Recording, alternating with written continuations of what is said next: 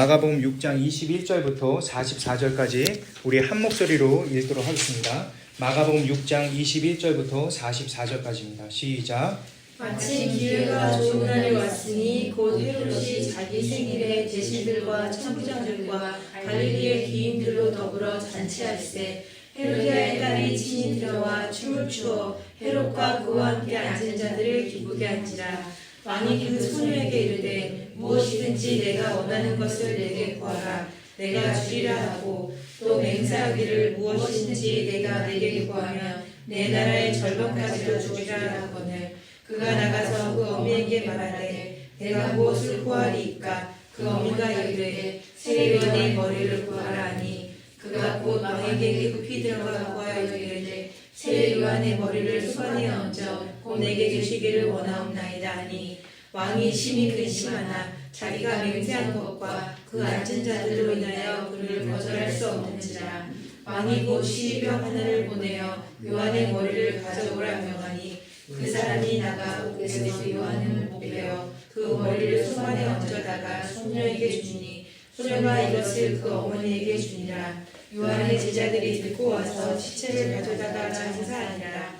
사도들이 예수께 모여 자기들이 행한 것과 가르친 것을 낱낱이 구하니 이르시되 너희는 따로 한적한 곳에 가서 잠깐 쉬어라 하시니 이는 오고 가는 사람이 많아 음식 먹을 겨를도 없으니라. 이에 배를 타고 따로 한적한 곳에 갔세. 그들이 가는 것을 보고 많은 사람들이 그들인 줄 알지라. 모든 도로로부터 도보로 그곳에 달려와 그들보다 먼저 갔더라.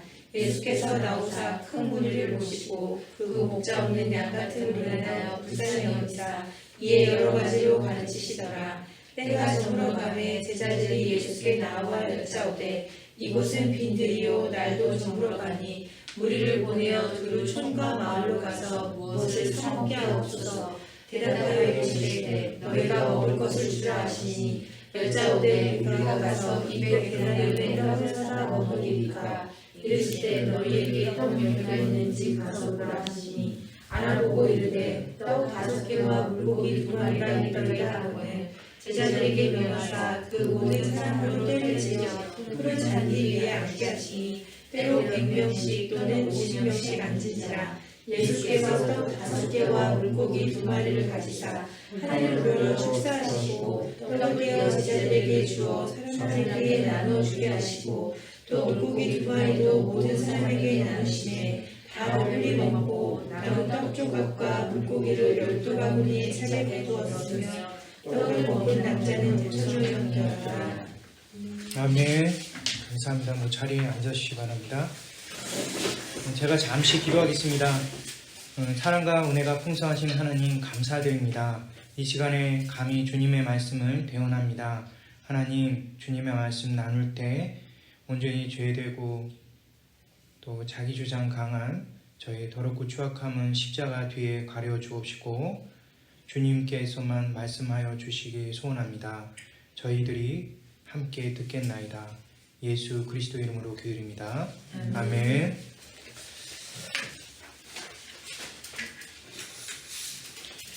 예, 지난주 혹시 말씀 기억나신지 모르겠습니다. 지난주 말씀 이제 샌드위치 이야기를 좀 했습니다.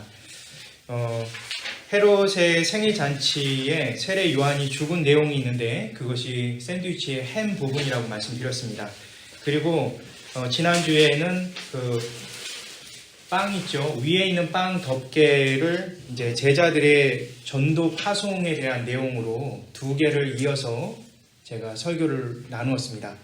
오늘은 이 샌드위치의 햄에 해당되는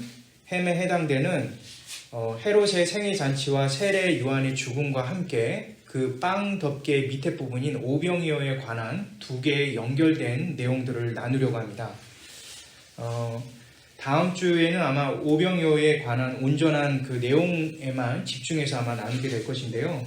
이 오병이어 설교는 마가복음에 있어서 굉장히 중요한 설교입니다. 그래서 몇 회를 나누어서 설교가 진행될 예정입니다. 그만큼 오병이어가 중요하면서도 이해하기 어려운 부분이 있기 때문에 그렇습니다. 먼저 마가복음 6장 33절에서 38절까지 읽으신 후에 바로 윗단락인 21절부터 23절까지 읽어주시기 바랍니다. 먼저 마가복음 6장 33절에서 38절 우리 한 목소리를 읽겠습니다. 예, 시작. 그들이 가는 것을 보고 많은 사람들이 그들의 근처를 알자 모든 돌로부터 도보로 그곳에 달려와 그들보다 먼저 받았더라. 예수께서 나오사 큰 무리를 보시고 그 근처 없는 양 같은 이로 인하여 불쌍히 여기사 이에 여러 가지로 고치시사 때가 저물어가니 제자들이 예수께 나와 여짜오되 이곳은 비들이요 날도 저물어가니 무리를 보내어 돌을 총괄하는 것과 무엇을 생각게 하옵소서. 대답하여 이르시되 너희가 먹을 것을 주하시니 여짜오되 우리가 가서 200대나 여대에서 그리기니까 이르시되 너희에게 감독지가 있는지 가서 보라 하시니 알아보고 이르되 떡과 물고기만이 있더이다 하네. 예, 그리고 바로 위 단락인데요. 21절부터 23절까지 우리 한 목소리 읽겠습니다. 시작. 마침 기회가 좋은 날이 왔으니 곧 헤롯이 자기 생일에 대신들과 청자들과 갈릴리의 귀인들로 더불어 잔치할세 헤로디아의 딸이 친히 일어나 춤을 추어 헤롯과 그와 함께 앉은 자들을 기쁘게 하자. 왕이 손에게 이르되 무엇이든지 네가 원하는 것을 내게 구하라. 내가 주려고 또 대하사기를 무엇이든지 내가 내게 구하면 내 나라의 절망 가져 주리라 하거늘. 아멘. 예, 오늘 이제 오병이어 기적에 관한 부분이 이제 시작이 되었습니다. 31절을 보니까 예수님께서 제자들과 함께 이제 한적한 곳으로 가서 쉬려고 하시는 그런 내용이 나옵니다. 제자들이 이렇게 전도의 파송이 되고 나서 쉰 적이 없죠. 보고를 잘 하고 나서 쉼이 필요했기 때문에 예수님께서 그렇게 하신 거거든요. 그런데 마땅히 쉴 만한 곳을 찾기가 쉽지 않았습니다. 왜냐하면 예수님을 쫓아다녔던 무리들 때문에 그렇죠. 이들을 피해서 한적한 곳으로 가기 위해서 또 이렇게 배를 타고 무리를 피했지만 결국 무리들이 먼저 예수님이 당도할 장소를 미리 생각하고 예상해서 다 그쪽으로 몰려버린 거예요. 그래서 배에 내리자마자 또 이렇게 무리들이 잔뜩 있었던 것입니다. 여기서 특별히 모든 고울이라고 이제 성경 말씀에 나옵니다. 33절에 보니까 모든 고울에서 온 무리다 이렇게 얘기 나옵니다. 여기 고울이라고 나오니까 우리가 참 이해하기가 쉽지 않은 그런 대체 고울이라는 건 어느 정도 사람들을 의미하는 걸까? 대체 어느 정도의 규모의 그룹에서 이러한 사람들이 오는 걸까? 이렇게 사람들이 의구심을 품을 수 있습니다. 히라보로 보게 되면 폴로스의 그 복수형인데 오늘날로 말하면 잘 발달된 도시 정도를 생각하시면 될 것 같습니다.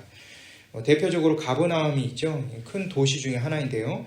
이 당시 가버나움 인구가 적게는 2,000에서 3,000 정도로 예상하는 학자들도 있고요. 그리고 많게는 1만 명 정도 있을 거라는 학자들이 있습니다. 중요한 것은 이 가버나움이 갈릴리 지역에 있는데 이 가버나움뿐만 아니라 이 갈릴리 지역에는 여러 도시들이 있었죠. 그런데 그런 여러 도시에 사람들이 이제 몰려오는 것입니다. 그것도 얼마나 많이 몰려오는지 44절에 보니까요. 이렇게 나옵니다. 5,000명이 남자 인원만 5,000명이 나왔다 이렇게 나옵니다.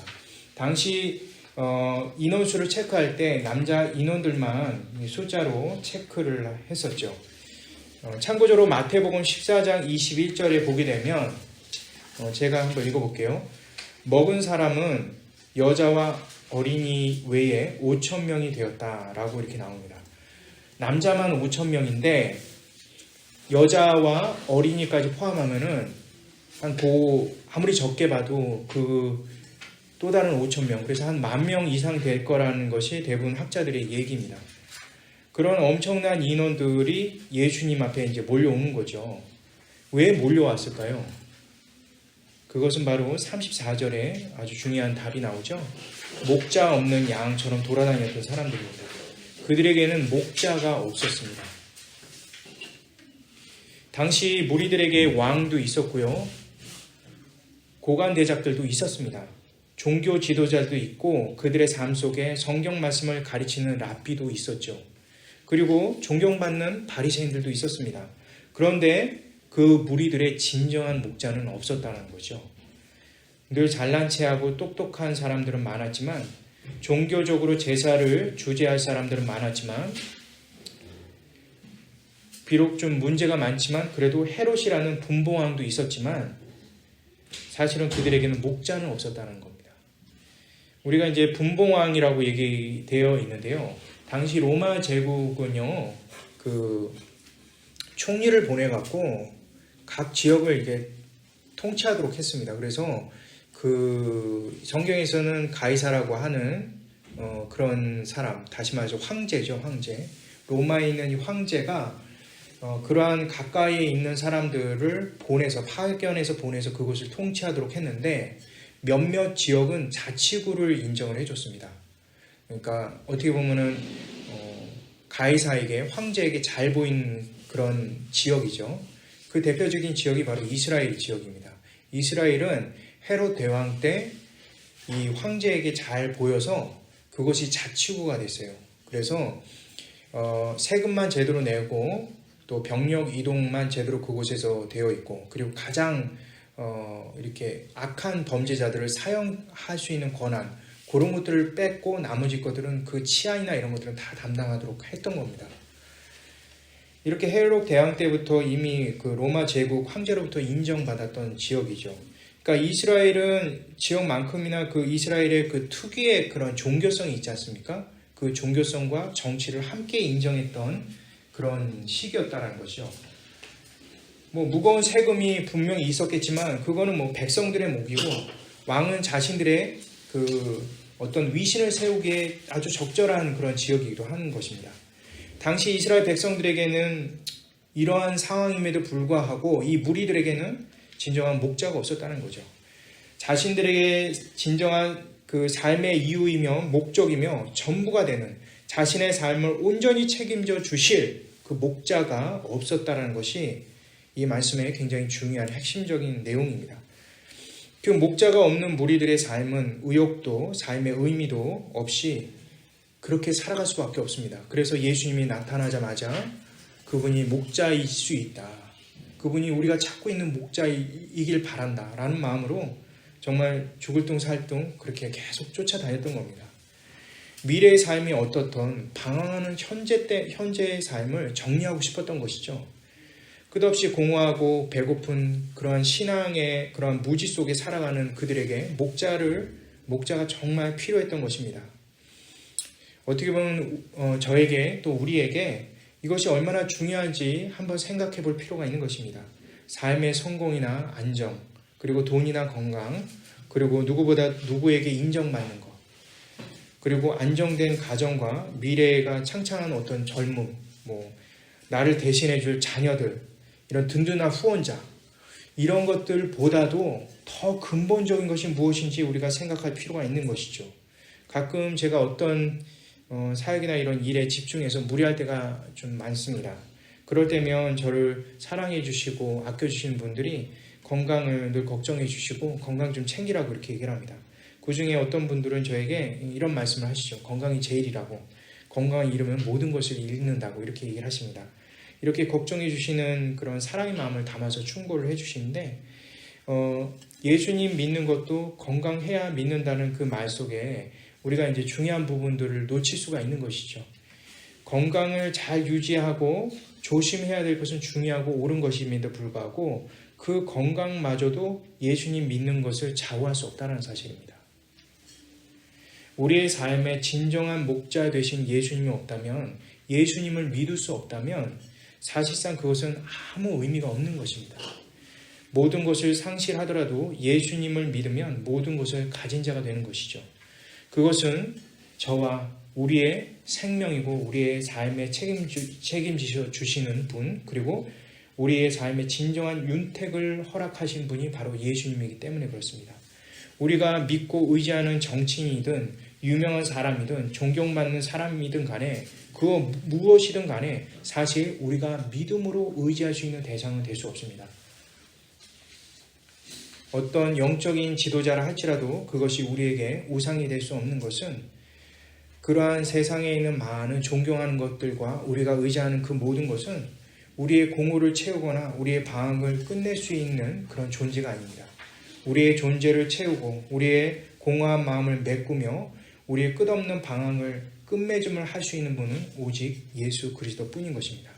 오늘 본문에서 예수님을 끝까지 쫓아오는 무리들은 그러한 심정으로 예수님을 아마 따라왔을 것입니다.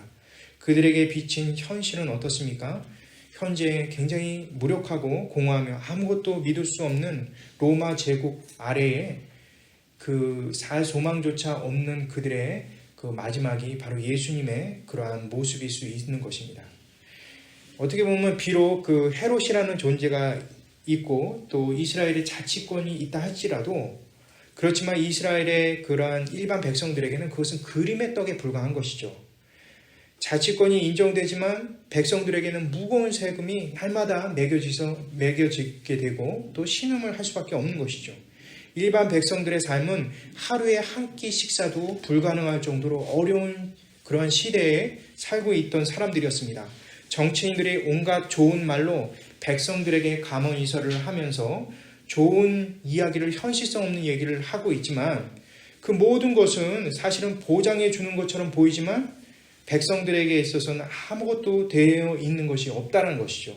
늘 정치인들은 백성들을 위하는 척하지만 실제로는 자신들의 배를 채우기에 급급하다는 것입니다.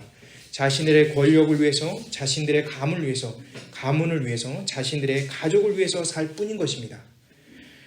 모두 어떻게 보면은 좀 속된 말로 등쳐먹는 배신자들이며 또 진정한 백성들을 위한 목자는 단 한 명도 없다는 것이 오늘 말씀의 배경적인 부분입니다.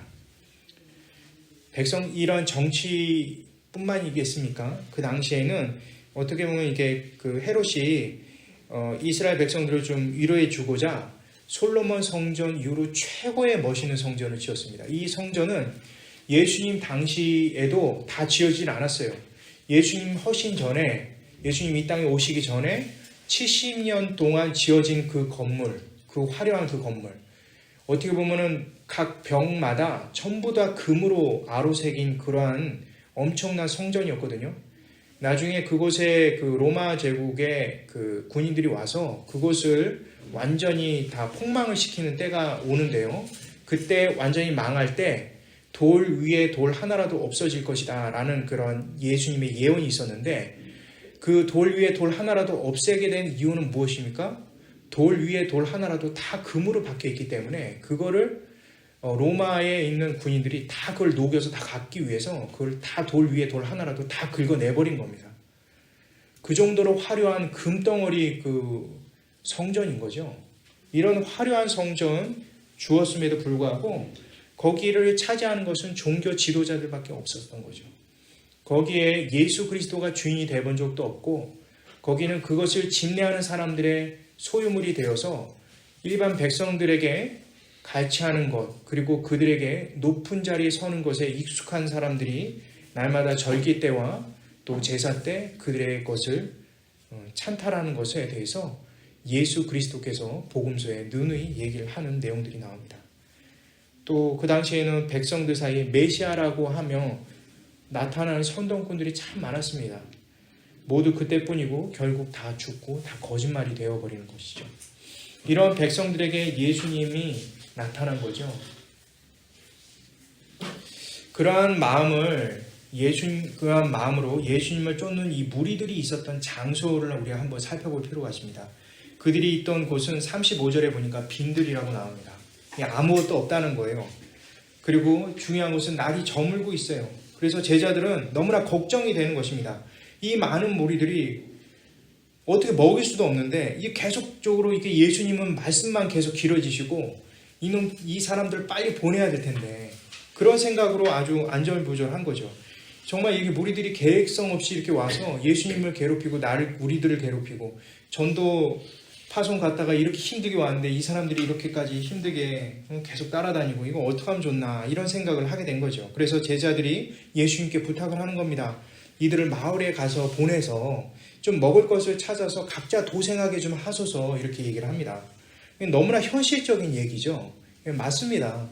그 남자만 5,000명이고 다 합해서 10,000명이 넘는 그 인원들을 어떻게 먹입니까? 각자 가서 그 인근 주변에 가서 좀 알아서 먹으라고 그렇게 얘기할 필요가 있다고 생각을 하는 거죠. 그런데 과연 그 점은 그 시간에 돌아간다고 해서 그들이 과연 먹을 수가 있겠습니까? 바로 앞전에도 말씀드렸지만 그 당시에 너무나 형편이 어렵기 때문에 하루에 한 끼 먹기도 쉽지 않은 그런 시기였습니다. 저녁 때 가서 밥 좀 달라고 사람들에게 이웃이 얘기를 한다고 해도, 물론 이스라엘 사람들에게는 나그네와 이웃 대접하는 것은 아주 관례적이고 중요한 일이지만 자신들의 먹을 것도 아예 없는 상태에서 온 이런 사람들을 환영해 줄 수 있겠습니까? 그것도 갑자기 10,000명이나 되는 사람들이 돌아다니면서 그렇게 들쑤시고 다닌다고 한번 상상해 보시기 바랍니다. 제자들에게 있어서 사실은 아무것도 없었던 거죠. 예수님께서 이렇게 너희들이 주라고 얘기하실 때 너무나 황당한 거죠. 떡 5개와 물고기 2마리밖에 없는 거예요. 12제자와 예수님이 먹어도 먹을 수 없는 정도의 양입니다. 그것을 가지고 있는 것이에요. 이렇게 부족한 양을 갖고 있는 상황에서 예수님이 너희들이 주라고 하니까 황당한 거죠. 그래서 얘기를 합니다. 아니 이거는 200데나리온이라도 이거는 채울 수가 없습니다. 이렇게 얘기를 하는 것이죠.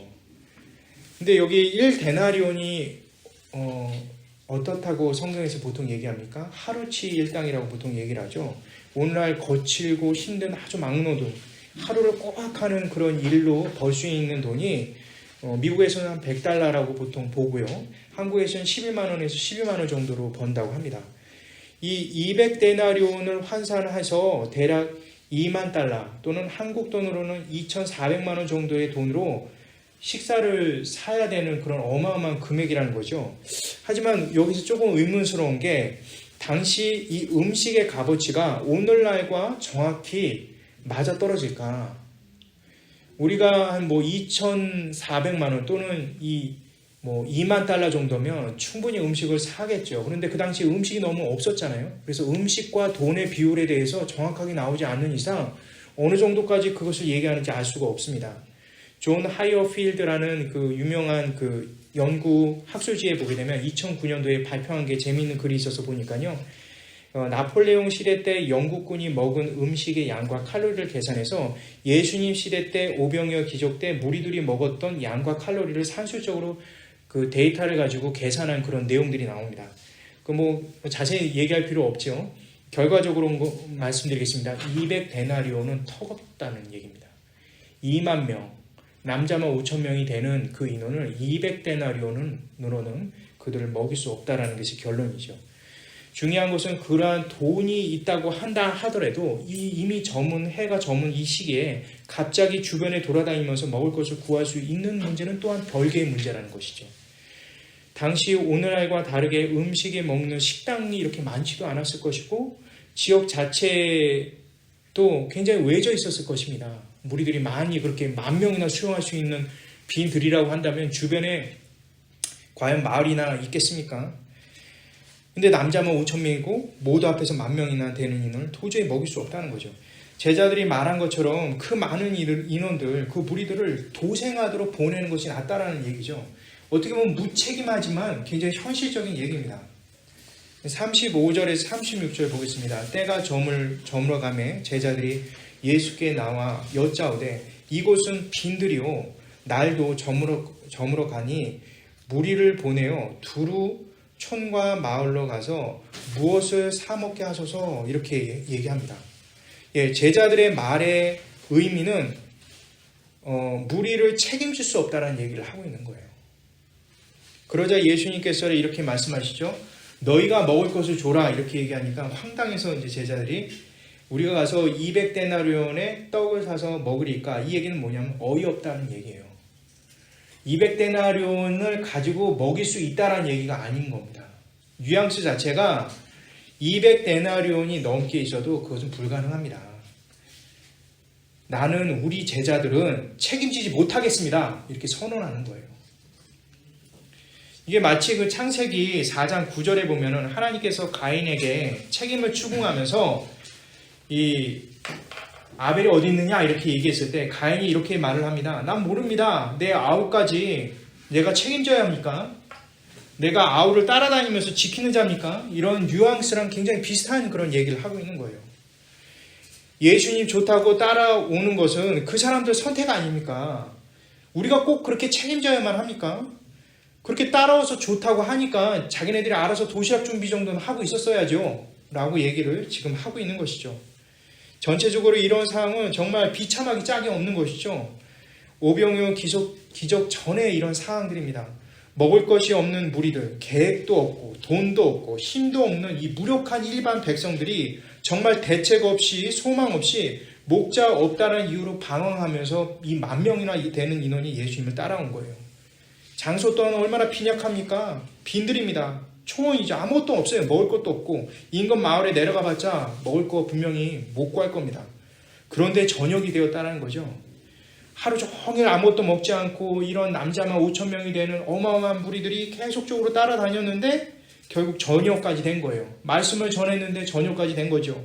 이들의 모임은 너무나도 보잘것없고 또 궁색하고 처량하기까지 합니다. 그런데 이러한 상황과 완전 반대되는 모습이 나오죠. 그것이 오병이어 기적 말씀 바로 앞부분에 있는 헤롯의 생일잔치입니다. 서두에서 저는 샌드위치 이야기를 했습니다. 이 구조를 말하는 거죠. 지난주 말씀에는 샌드위치 윗떡 깨인 제자들의 전도 여행과 그 다음에 샌드위치 안에 있는 햄인 이 헤롯의 생일잔치와 세례 요한의 죽음에 관해서 나눴는데 오늘 말씀은 바로 샌드위치 아랫방인 바로 오병이어와 그리고 샌드위치 햄인 헤롯의 생일잔치와 세례 요한의 죽음에 관해서 우리가 살펴보게 되는 것입니다. 먼저 샌드위치 아랫방인 오병이어 상이 너무나 암울하고 안타깝고 가난하며 초라하기 그지없고 그런데 샌드위치 햄에 해당하는 헤롯의 생일잔치 분위기는 어떻습니까? 마가복음 6장 21절 한번 읽어보겠습니다. 우리 한 목소리로 한번 읽어볼까요? 시작. 마침 기회가 좋은 날이 왔으니 곧 헤롯이 자기 생일에 대신들과 천부장들과 갈릴리의 귀인들로 더불어 잔치할세. 예, 헤롯이 생일 잔치를 합니다. 모두 귀빈들이 모였다고 나오죠. 그들을 가리켜서 잔치라고 표현합니다. 예, 잔치라고 표현할 때 우리가 예상되는 그런 모습이 나올 수 있죠. 엄청난 그 진귀한 음식이 있었겠죠. 하지만 여기는 바로 왕궁입니다. 왕의 생일잔치예요. 일반 백성들은 범접할 수 없는 그러한 장면이 상상도 안 되는 그런 장면이 펼쳐져 있을 것이라는 거죠. 이곳이 바로 왕의 궁인 것이죠. 그리고 그곳에 모인 사람들은 누굽니까? 여기 보니까 대신이라고 나오죠. 대신은 고관 대작들입니다. 높은 정치인들, 보좌관들을 합해서 대신이라고 말하죠. 천부장이 나옵니다. 누굽니까? 군에 있는 장성급들입니다. 명예와 권력과 힘을 갖고 있는 자들이죠. 갈릴리의 귀부인들이 나옵니다. 지방에 힘 있는 자들이죠. 유명한 자들, 돈 많고 존경받는 자들입니다. 이런 사람들만 모인 것이죠. 무리나 백성들이 모이는 것이 아니라 이렇게 사회의 지도층 같은 정말 유명한 사람, 힘 막강한 사람들만 모인 것이 바로 헤롯의 생일잔치에 모인 사람들입니다. 뚜렷한 권력자 헤롯 안티파스 이 분봉왕의 생일을 잔치하기 위해서 그에게 아부떨고 그로부터 그 권력에 있는 것에 부스럭이라도 먹고 싶은 사람들이 이곳에 와서 그 잔치에 참여하고 있는 것입니다. 이렇게 성경은 두 단락을 비교해서 우리에게 가르쳐 주는 거죠. 샌드위치 햄에 대한 되는 그 부분인 헤롯 궁전, 그 화려한 그 생일잔치, 그 속에 높은 사람들의 모임이 그 배경이 되고 있고 반대로 샌드위치 아랫방에 해당되는 그 부분, 그야말로 가난과 부족과 배고픔과 어려움이 가득한 무리들의 있는 그 빈들 같은 그 장소, 크게 대비돼서 보이겠죠. 이렇게 전혀 다른 환경으로 극적인 대비를 보이게 된 이유는 무엇일까? 왜 말씀은 이것을 그렇게 크게 대비를 시켜서 우리에게 전하고자 했을까? 그 말씀은 뒷부분에 나오는 말씀인데요. 먼저는 24절부터 29절까지 한번 읽고요. 또 한 번은 39절부터 44절까지 읽도록 하겠습니다. 먼저 24절부터 29절 말씀 읽겠습니다. 우리 함께 읽겠습니다. 시작. 그가 나가서 내 어머니에게 말하되 내가 무엇을 구하리까? 그 어머니가 이르되 세례 요한의 머리를 구하라 하니 그가 곧 왕에게 급히 들어가 구하여 이르되 세례 요한의 머리를 수완에 얹어 곧 내게 주기를 원하옵나이다 하니 왕이 심히 근심하나 자기가 맹세한 것과 그 앉은 자들로 인하여 그를 거절할 수 없는지라 왕이 곧 12명 하나를 보내어 요한의 머리를 가져오라 명하니 그 사람이 나가 옥에서 요한의 목을 베어 그 머리를 소반에 얹어다가 소녀에게 주니 소녀가 이것을 그 어머니에게 주나 요한의 제자들이 듣고 와서 칫솔을 가져다가 장사하니라. 39절부터 44절까지 우리 한 목소리 읽겠습니다. 시작. 제자들에게 명하사 그 모든 사람으로 때를 지어 그를 잠들게 앉게 하시니 때로 100명씩 또는 50명씩 앉은지라. 예수께서 떡 5개와 물고기 2마리를 가지사 하늘으로 축사하시고 떡을 떼어 제자들에게 주어 사람에게 나누어 주게 하시고 또 물고기 2마리도 모든 사람에게 나누시매 다 배불리 먹고 남은 떡 조각과 물고기를 12바구니에 차례로 거두었으며 떡을 먹은 남자는 5,000명이었더라. 아멘. 예, 오늘 두 단락을 이렇게 샌드위치 구조로 나눈 것은 헤롯의 잔치와 그 오병이어의 장소 사이에 엄청난 격차를 보여주기 위함만은 아닙니다. 높은 정치 집단의 화려한 잔치에 비해서 예수님을 쫓는 무리들이 있는 그 장소, 빈들이 그 낙후됨에 대한 얘기를 하려고 하는 것이 아니죠. 헤롯의 잔치에서 유명인들, 높은 사람들, 힘 있는 사람들이 몰려왔지만 예수님을 쫓는 무리들은 목자 없는 양처럼 위태롭고 불쌍한 자들이 몰려온다는 그런 식으로 이 말씀이 결론이 지어진다면 아무 의미가 없는 것이죠. 중요한 부분은 바로 지금부터입니다. 먼저 24절부터 29절 내용을 우리가 봤는데요. 모두 헤롯 왕의 생일잔치를 위해서 온 것이죠. 모두 흥겹게 헤로디아의 그 딸의 그 춤에 심취하고 마냥 즐거워하며 쾌락에 점철된 그 잔치처럼 예상되지만 그렇게 귀결되지는 않습니다. 드디어 등장하는 것은 헤로디아의 검은 속내가 드러나는 것이죠. 정말 심사숙고했고 치밀한 계획을 세워 진행되었던 그 헤로디아의 최종적인 목표가 성취되는 것입니다. 좋은 목표였을까요? 아닙니다. 전혀 다르죠. 바로 죄에 대해서, 자신들의 죄에 대해서 선포하고 하나님의 말씀을 거침없이 전해주는 진정한 선지자였던 엘리야의 성품을 품고 있었던 세례 요한을 비참하게 목 잘려서 죽이는 그러한 계획이 있었고 그 계획이 실현이 되는 그 순간인 것입니다. 굉장히 엽기적이게 그것도 잘린 머리를 가지고 큰 쟁반에 담아서 식사 요리처럼 헤롯의 생일잔치에 올려놓는 것이죠. 모두들 경악했겠지만 불길한 일이 일어났지만 어느 누구도 말하는 사람이 없었던 것이죠. 굉장히 무서운 일이 발생한 것입니다. 즐거운 연애라고 생각했는데 사실은 독재적인 그런 연애였던 것이죠. 전제 군주의 참 모습을 여실히 보여주고 있는 것입니다. 권력자의 손에 의해서 이러한 사람에 의해서 얼마든지 사람은 파리목수처럼 죽일 수 있다. 없어질 수 있다는 것을 그냥 보여주고 있는 것입니다.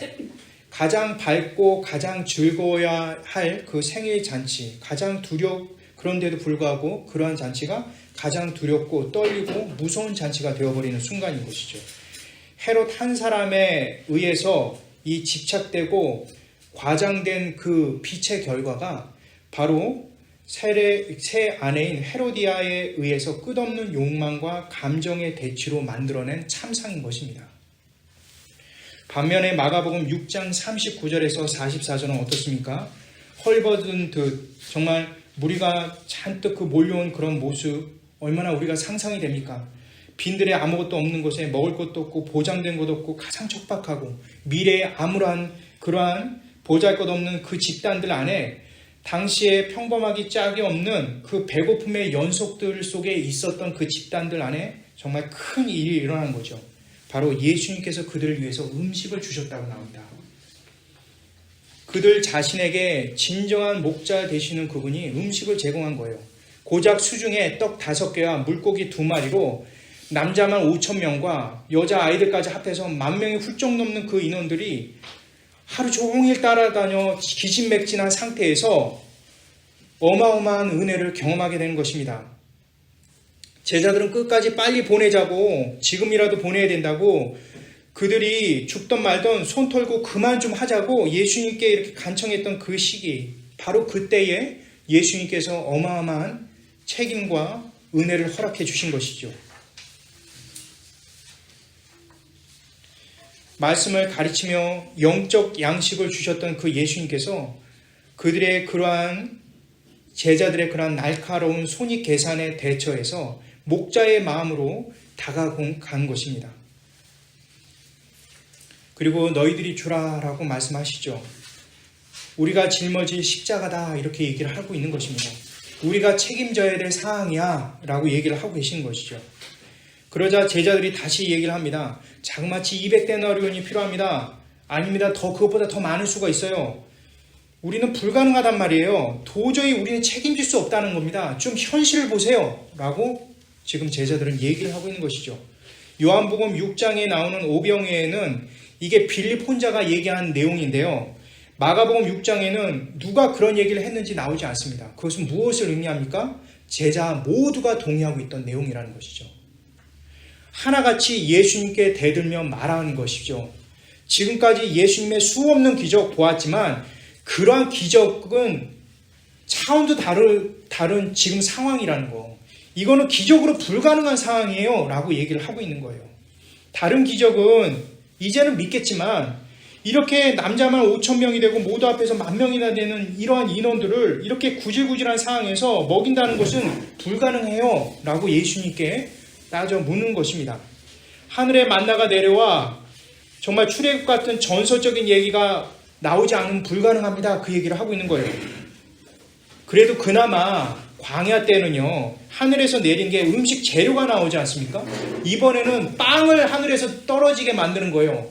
빵과 떡이 그냥 아예 만들어져서 하늘에서 떨어진다는 것은 있을 수 없는 일이죠. 엘리야 때도 이와 비슷한 일이 있었죠. 엘리야 때 있었습니다. 열왕기상 17장에 보게 되면 이 사리밧 그 과부의 그 가뭄에서 음식 재료를 계속 무한정으로 이렇게 주시는 장면이 나옵니다. 그때는요, 한 가정뿐이었어요. 그 사르밧 과부와 어린 아들만 챙겨주면 되는 거였죠. 그런데 엘리야보다도 훨씬 더 뛰어난 아주 사람이 나오죠. 그 제자가 나오는데 바로 엘리야의 제자인 엘리사죠. 엘리사 때는 어떤 일이 있었는지 우리 한 목소리 한번 읽어볼까요? 열왕기하 4장 42절에서 44절입니다. 우리 한 목소리 읽겠습니다. 시작. 한 사람이 바알 산사에서부터 와서 처음 만든 떡국 보리떡 20개와 또 자루에 담은 채소를 하나님 사람에게 드린지라. 그가 이르되 우리에게 주어 먹게 하라. 그 수완이 이르되 내가 어찌 이것을 분명에게 주겠나이까. 그러나 엘리사는 또 이르되 우리에게 주어 먹게 하라. 여호와의 말씀이 그들이 먹고 남으리라 하셨느니라. 그가 그들 앞에 주었더니 여호와께서 말씀하신 대로 먹고 남았더라. 오늘 말씀이랑 굉장히 비슷하지 않습니까? 실제로 히브리어랑 이 말씀의 히라버 원문을 찾아보면은 단어는 서로 다를지언정 배치가 똑같아요. 그러니까 과정들이 완전히 거의 흡사한 거죠. 엘리사 때 모든 먹을 것이 없었던 그 흉년회 때 떡 20개로 인원 100명을 먹인 거예요. 이거는 과거의 일이라고 생각을 할 수가 있어요, 제자들에게. 그리고 왜 그러냐면 떡 20개잖아요, 그래도 떡이. 그리고 인원이 100명이란 말이에요. 그래도 그냥 뭐 어떻게 잘라갖고 뭐 어떻게 먹었나 보다 뭐 이렇게 생각해 볼 수가 있는데 현실은 어떻습니까? 고작 떡 5개입니다. 그걸로 앞에 있는 남자만 5,000명이고 전체 무리가 10,000명이 넘습니다. 엘리사 때와 또 비슷한 장면이 나오죠. 열왕기하 4장 42절에 보니까 엘리사가 무리에게 주어 먹게 하라 이렇게 나옵니다. 너희가 책임져라 이렇게 얘기를 하는 거죠. 그럴 때 거기 있는 종들이 뭐라고 말합니까? 똑같은 얘기하죠. 예. 내가 어찌해서 100명에게 주겠나이까 이렇게 똑같은 얘기를 합니다. 사실은 예수님께서도 마가복음 6장 37절에 보면 너희가 먹을 것을 주라 굉장히 똑같은 장면이죠. 그랬더니 제자들이 불가능합니다. 현실을 보세요. 아주 똑같은 그런 패턴이죠. 우리는 가끔 예수님의 능력을 우리의 상황에 맞춰 생각하는 경우가 참 많습니다. 그분의 능력의 높낮이를 스스로 측정해 버리는 거죠. 가능한지 불가능한지 내가 먼저 판단하고 내가 결정하고 예수님께 말을 하는 겁니다. 주님의 뜻이라면 또 그것이 응답해 주실 것은 당연하다 라고 이렇게 늘 얘기를 하지만 우리는 늘 예수님을 나의 상상 안에 가두어 놓고 생각을 해요. 우리의 믿음이, 우리의 신앙이 현실에 있어서 멈춰져 있다는 것입니다. 스스로 이건 주님의 뜻이 아니라고 말하고 또 아직 때가 아니라고 말하고 내 마음이 순수하지 않다고 말할 수도 있어요. 이리저리 피하면서 기대해봤자 불가능하다고 생각할 수도 있습니다. 그냥 주저앉을 수도 있어요. 이거 예수님 이거는 진짜 이거는 아닐 것 같아요 라고 얘기하는 거는 그분에 대한 뜻을 분명히 알아서가 아니라 그분의 능력에 대한 믿음이 없기 때문에 그런 거예요.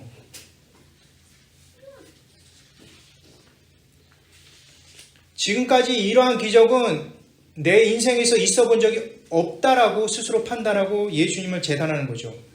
우주를 만드신 분이고 나를 만드시고 나를 조성하신 분, 세상에 눈에 보이는 것과 보이지 않는 것, 생사화복을 다 주관하신 그분, 모든 것이 가능하시면서 모든 지혜와 계획을 갖고 계시는 완벽한 그분께 맡기기는커녕 내가 주관적으로 예수님을 재단하고 내가 만든 예수님을 믿고 살아가는 우리 신앙인들의 불신앙적인 그런 모습을 여지없이 보여주는 것이 바로 이 제자들의 모습인 거죠.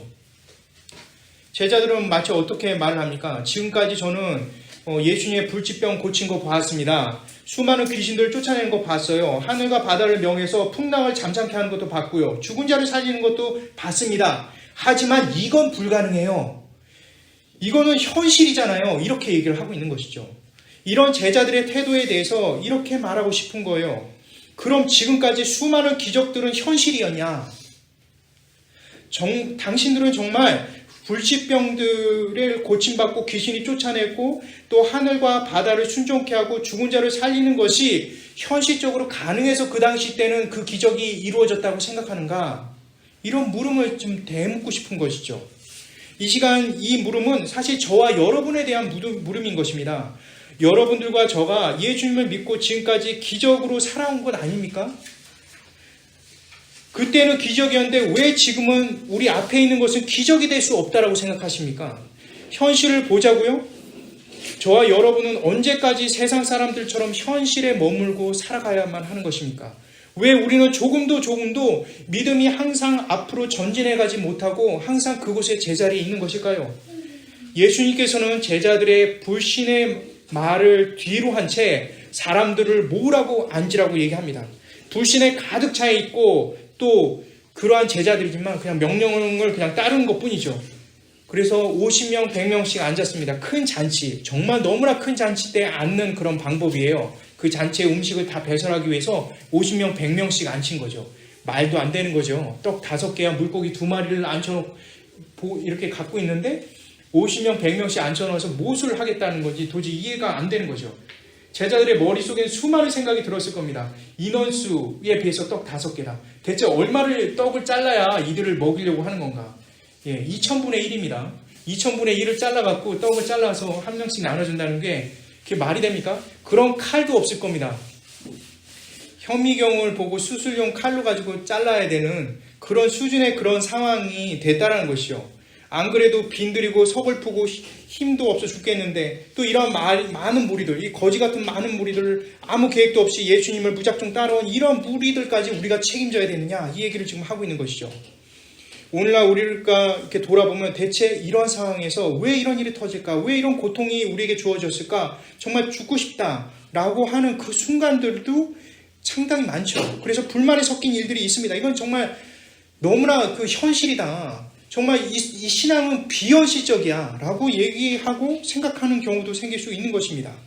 그런데 그런 사이에 예수님께서는 기도를 시작했어요. 하늘을 우러러 축사를 하시죠. 당시 유대인들에게 가정에서 아주 흔한 현상입니다. 식사를 할 때 아버지가 나와서 하늘 향해서 축사하고 자녀들에게 떡을 떼어 줍니다. 마치 그냥 가족이 그냥 음식 나누듯이 자연스럽게 그렇게 행동을 하죠. 그런데 놀라운 일이 생깁니다. 그것이 바로 뭡니까? 고작 떡 5개로 42절에 보니까 모두 다 하나도 빠짐없이 배부리 먹었다라고 얘기합니다. 굶주려 죽을 것 같은 상황에서, 미래가 아무것도 보이지 않는 상황에서, 처절한 상황에서 있을 수 없는 일이 일어나는 것이죠. 성경은 어떻게 예수님의 신비한 능력이 발현됐는지 내용이 적혀져 있지 않아요. 그냥 노코멘트입니다. 기적 그 자체이신 예수님이 어떤 방법을 가지고 하셨다고 한다면 인간 본능, 인간의 죄성으로 그 방법에만 집중한다는 것을 너무나 잘 알고 있었던 거예요. 그래서 아예 그냥 그것을 공개하지 않은 것입니다. 그리고 기적을 베푸신 거죠. 모든 방법을 지워버리고 기적만 나온 겁니다. 사실 우리를 역사하실 때 그렇지 않습니까? 우리가 지금까지 역사하신 주님의 기적들을 보게 되면 항상 우리의 주님의 기적들이 우리의 예상 안에 있었습니까? 항상 예상 밖이었습니다. 도저히 상상도 할 수 없는 그 예상 밖에 있는 기적들을 하나님께서 지금까지 베풀어서 우리가 여기까지 온 거예요, 사실은요. 앞으로도 우리의 믿음이 없는다 할지라도 사실 그러한 방법으로 우리를 이끌어 주시는 것이죠. 우리는 어떻게 보면 방법에 매달린 거죠. 옛날의 경험들, 내 경험들이 이렇고 하나님이 나에게 주셨던 경험들이 이렇기 때문에 이번에도 이런 경험으로 하나님이 이렇게 주실 거야 라고 하는 그 경험이 하나의 예수 그리스도가 돼버리고 방법이 돼서 예수님보다 더 위에 차지하는, 그래서 나의 지식과 경험이 최고치라고 착각하는 그런 것으로 빠져들게 만드는 것이죠. 아주 전형적인 죄의 메커니즘입니다. 이러한 상황에서 누구보다도 우리의 연약함을 잘 아시는 분이 바로 주님이시죠. 그래서 어떤 방법도 주님이 가르쳐주지 않아요. 갑자기 훅 하고 치고 들어오시죠. 정말 절망하고 무너져갈 그쯤에 갑자기 훅 하고 들어오시는 거예요. 그리고 정말 생뚱맞은 방법으로, 속된 말로 정말 황당한 방법으로 그 일들을 이루어 나가시죠. 제자들의 표정이 상상이 가지 않아요. 아니 대체 이거 분명히 떡 5개인데 이게 어떻게 된 거지? 이렇게 아마 정말 그 마음에 너무나 신기한 그런 현상들을 그 순간에 보게 되는 것이죠. 중요한 것은 남자 5,000명 모두 앞에서 10,000명이나 되는 인원이 정말 흡족하게 먹었다는 거예요. 단 한 명도 배 곪은 사람 없이 완벽하게 채워진 풍성함을 의미하는 것이요. 오히려 43절에 보니까 12바구니가 남았다고 합니다. 바구니가 어떻게 생겼을지 이렇게 조사를 해봤습니다. 보니까 가볍고 잘 휘는 목재류로 둥글고 깊게 연결되어 만드는 그릇이라고 합니다. 그리고 거기에 이제 나무띠가 이렇게 되어 있는 거래요. 그러니까 오늘날로 말하면 이 가방이죠. 이제 이런 가방에 12개라고 나오죠. 12 제자들이 그걸 다 메고 거기다가 이제 남은 음식을 채워놓은 겁니다. 이렇게 많이 남았어요. 어떤 사람은 많이 먹었겠죠. 어떤 사람은 적게 먹었을 거예요. 근데 적게 먹든 많이 먹는 사람이든 모두가 그 풍성함에 젖어서 은혜와 기쁨을 누렸다는 거예요. 그 안에 정말 포만감이 있고 자유가 있었고 개인의 인격의 존중함이 예수 그리스도께 묻어나와 있다는 거죠. 은혜로 영육 간의 충만함이 그 안에 이루어지는 결정적인 순간이 바로 다가오는 것이죠.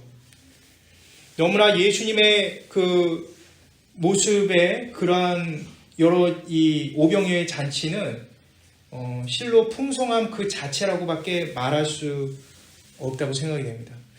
너무나 헤롯의 잔치와 비교가 되지 않는 것이죠. 헤롯은 독재고요, 전제 군주고 자신이 원하는 것에 벗어나는 사람들은 그냥 파리목수처럼 죽여가는 그러한 장소죠. 아무리 화려하고 엄청나게 좋은 그런 식재료에다가 정말 높은 사람들이, 멋떨어진 사람들이 다 앉아있다고 해도 그곳은 그 모든 것 자체가 바로 죽음의 그림자이고 잔인함과 공포가 실려있는 장소인 것입니다. 반면에 오병이어의 기적은 그 현장이 너무나 삭막하고 어설프고 무계획적이고 정말 처량하기 그지없는 장소라 할지라도 그것이야말로 풍성하고 놀라운 기적이 있고 한 명 한 명 대우해주는 자유가 있고 평안이 있었다는 거죠. 무엇이 다릅니까? 바로 예수 그리스도, 예수님이 계셨다는 거, 예수님이 함께 있었다는 그 차이가 하늘과 땅의 차이로 만들어버린 거죠. 오늘 말씀 마치려고 합니다. 오늘 말씀의 핵심이 뭡니까? 현실이 어떠하든 예수님께서 함께 하시면 모든 것이 해결된다는 것이 바로 오늘 말씀의 핵심인 것입니다. 세상의 논리와 합리적인 이성으로 어떤 불신자들의 말에 따르면 아주 무책임한 것처럼 보인다 할지라도 우리 신앙인들에게는 그것이 논리인 거예요. 과거에서 지금까지 기적으로 이끄신 그분께서 현재와 앞으로 일도 반드시 이끌어 주신다라는 그 믿음이 오늘 말씀의 핵심적인 내용인 것입니다. 그리고 무엇보다도 그분은 어떤 존재인지 우리가 깊이 있게 생각하고 생각해 봐야 합니다. 천지를 만드시고 커다란 우주와 그 안에 미시적인 그 모든 것을 조성하시며 인간의 세포 하나하나를 조성하시고 인간의 생각과 의지를 그분의 인격에 따라서 만드신 분입니다. 그분은 그분인 우리를 전적으로 책임져 주실 분이며 앞으로 우리를 영원히 구원하실 바로 대속자 그분이신 것입니다. 마지막으로 예수님과 함께한 자에게 어떠한 마음을 품어야 될지 그 말씀에 대해서 읽고서 마치도록 하겠습니다. 마태복음 6장 25절에서 34절 좀 길긴 하지만 이 말씀이 바로 우리가 예수님 믿는 사람이 어떤 마음가짐으로 살아야 될지를 보여주는 말씀이기 때문에 우리가 이 말씀을 잘 읽어보도록 하겠습니다. 마태복음 6장 25절에서 34절입니다. 시작. 그러므로 내가 너에게 이르노니 목숨을 위하여 무엇을 먹을까 무엇을 마실까 몸을 위하여 무엇을 입을까 염려하지 말라. 목숨이 음식보다 중하지 아니하며 몸이 의복보다 중하지 아니하냐. 공중의 새를 보라. 씻지도 않고 거두지도 않고 창고에 모아들이지도 아니하되 너희 하늘 아버지께서 기르시나니 너희는 이것들보다 귀하지 아니하냐. 너희 중에 누가 염려함으로 그 길을 한 자라도 더할 수 있겠느냐. 또 너희가 어찌 의복을 위하여 염려하느냐. 들의 백합화가 어떻게 자라느냐 생각하여 보라. 수고도 아니하고 비쌈도 아니하느니라. 그러나 내가 너희에게 말하노니 솔로몬의 모든 영광으로도 입은 것이 이 옷 하나만 갖지 못하였느니라. 오늘 이따가 내일 아궁이에 던지는 이불도 하나님이 이렇게 잊으시거든. 하물며 너희가 보면 믿음이 성실하리라. 그러므로 염려하여 이르기를 무엇을 먹을까 무엇을 마실까 무엇을 입을까 찾으라. 이는 다 이방인들이 구하는 것이라. 너희 하늘 아버지께서 이 모든 것이 너희에게 있어야 할 줄 아시느니라. 그런즉 너희는 먼저 그의 나라와 그의 의를 구하라. 그리하면 이 모든 것을 너희에게 더하시리라. 그러므로 내일을 위하여 염려하지 말라. 내일은 내일이 염려할 것이요 한 나라의 괴로움은 그 나라로 족하리라.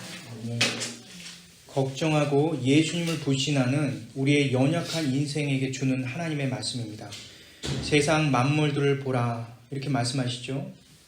길쌈도 심지도 아무것도 하지 않는데 그것들은 주님의 의해서 살아간다라고 말을 합니다. 하물며 너희일까 보냐. 하물며 이러한 미물도 그런데 하물며 너희일까 보냐. 믿음이 적은 자들아 이렇게 얘기를 하십니다. 당연히 우리가 주님을 믿고 살아야만 하는 것입니다. 주님께서는 이렇게 말씀하시죠. 나 여호와가, 나 예수 그리스도가 너의 구원자가 아니냐. 너희를 당연히 먹일 거 아니냐. 내 생명과 내 몸의 사지를 찢어서 너희의 죄악 덩어리를 이 불신이 가득한 너희를 구원했지 않느냐. 너희 인생 내가 좀 잡아줄게. 이 얘기를 좀 하고 계시는 것이죠. 예수님께서는 오늘날에도 우리에게 이런 말씀을 계속적으로 하고 계시는 것이잖아요. 빈들처럼 처량하고 내 신세가 한탄이 나오는 것처럼 괴롭고 고통스러운다 할지라도 낙심과 절망이 나를 잠식시킨다 할지라도 상처받고 무능한 모습이 있는 그대로 드러나서 수치심이 생긴다 할지라도 예수님만 구하면 예수님만 생각하면 예수님만 믿게 된다면 우리가 생각하는 것과 비교할 수 없는 더 큰 은혜가 허락되어 있다라고 그런 약속을 하고 계십니다.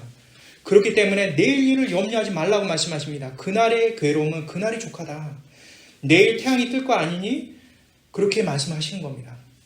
저와 여러분들은 이 태양이 뜨듯이 그날 하루는 또다시 주님의 통치와 은혜의 하루가 된다는 것이죠. 우리의 괴로움과 걱정과 근심은 전날에 있는 것까지 할 필요가 없다라고 주님께서 말씀하신 거죠. 앞으로도 하지 말라고 얘기하십니다. 내가 다 책임져 줄게. 제가 대표로 기도하고 마치도록 하겠습니다. 사랑과 은혜가 풍성하신 하나님 감사드립니다. 주님, 이 시간에도 꼭 우리를 잡고 계신 분은 우리의 구원자 되신 예수 그리스도입니다. 세상을 창조하신 그분께서 우리를 꼭 잡고 계십니다. 이 세상에 그 어느 것도 두렵지 않습니다. 하나님, 걱정 근심하지 않고 오직 주님만 향해서 나갈 수 있는 우리 모두가 되게 허락하여 주옵시고 그러한 믿음을 은혜 가운데 허락해 주옵소서. 예수 그리스도 이름으로 기도드립니다.